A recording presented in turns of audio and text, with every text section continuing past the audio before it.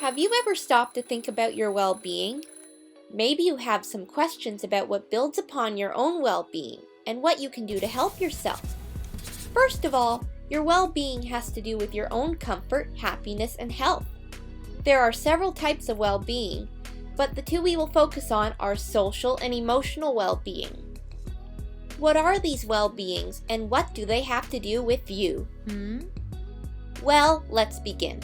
Let's start with social well-being. You are at home and by yourself, and you start to feel lonely and bored and don't have anything to do. Social well-being is all about the support you have from the people in your life, such as friends, family, mentors, and teachers.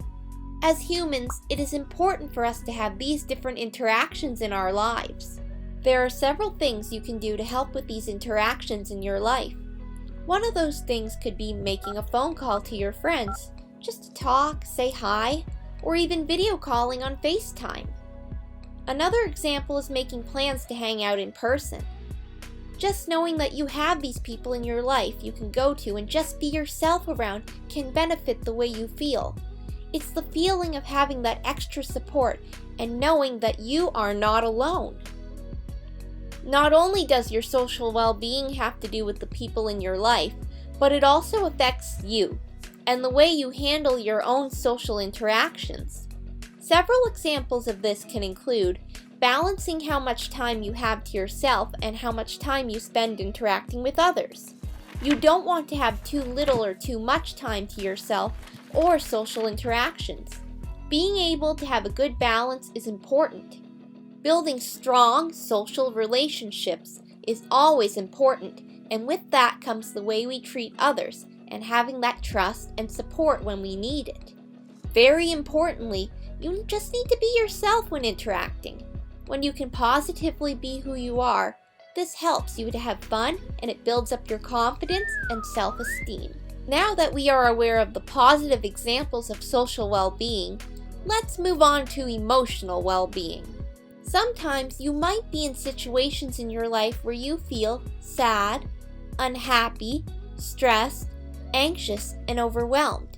Emotional well-being focuses on different skills that can help you achieve good feelings about yourself and the way that you think. There are 4 different skills. Those are resilience, mindfulness, positive thinking, and happiness skills. First, let's look at resilience skills. Let's use school as an example. Say you're in the classroom and you're writing a really big test. You later get that test back and you didn't do as good as you thought you would. You start to feel sad. And there's nothing wrong with that at all. But you don't want to be sad forever. And you realize that there are ways you can quickly recover from this sadness. In a situation of a test, you could look over the questions you got wrong and see what you can do better for next time and just keep studying. After all, there are going to be way more tests out in the world to go through, and you will learn from your mistakes. Next, we'll look at mindfulness skills. Do you ever feel like you have so much weight on your shoulders and feel very stressed and overwhelmed? Well, with mindfulness, some techniques that can help would be to try taking deep breaths in and out very slowly.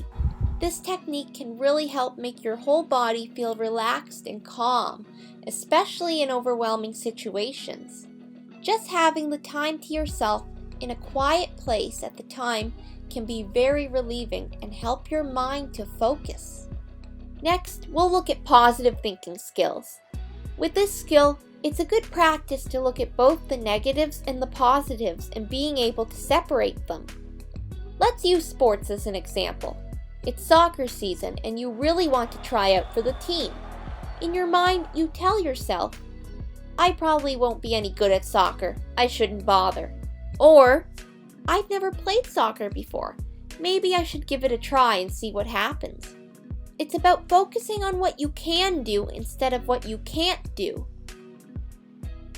Not only can thinking positively this way help you out, but also doing your best to follow a healthy lifestyle can affect your positivity.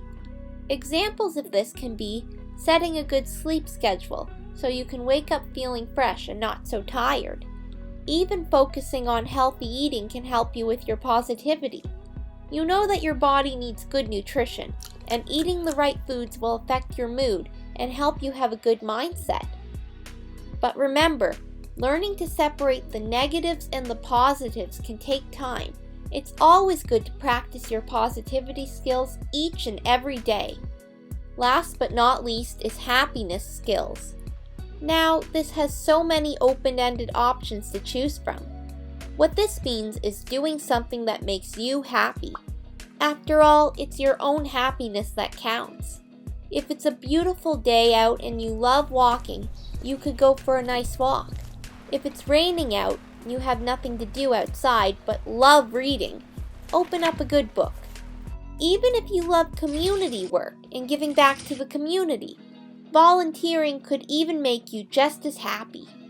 There are so many possibilities to choose from when it comes to your own happiness with an emotional well-being. If you find that you're starting to question your own well-being, any of these social and emotional skills can help you define and better understand your life, your choices, and most importantly, who you are as a person. If you're interested about mental health and about any of the well-being seen and talked about in this video, please visit the following websites for more information.